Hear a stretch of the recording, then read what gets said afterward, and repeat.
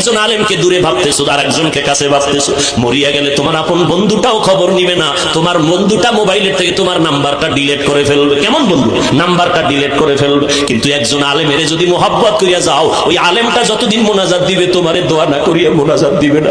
পায়ে হাত রেখে বলি রে যুবক, আমার নবীর আর কাটাইস না রে যুবক, দাড়িটা কাটিয়া নবীর কষ্ট দিস না রে ভাই। নামাজের আজানটা শুনিয়া মসজিদের দিকে আগাইয়া যা, মা বাবার দোয়া নিয়ে চলিস। এই চেয়ারে মা বাবার দোয়া ছাড়া বসতে পারি নাই রে যুবক, মা বাবার দোয়া ছাড়া পরীক্ষায় ভালো নাম্বার পাও নাই, মা বাবার দোয়া ছাড়া আজকে তুই টাকার মালিক হতে পারো নাই, বাড়ি গাড়ির মালিক হতে পারো নাই।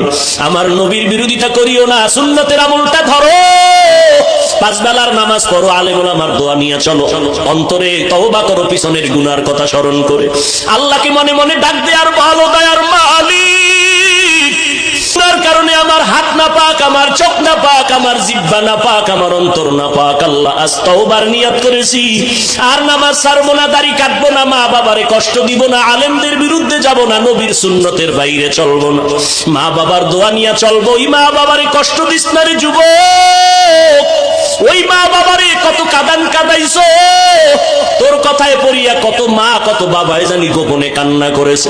বৃষ্টির মধ্যে শুধু আগুন, লূত আলাইহিস সালামের যুগে তার কওমের উপরে পাথরের বৃষ্টি হয়েছে। এত গরম কেন? কি পরিমাণ গুনাহ যে করি আমার আল্লাহ ছাড়া কেউ জানে না। মুহাম্মদের উম্মত যদি না হইতাম বহু আগে মরিয়া যাইতাম।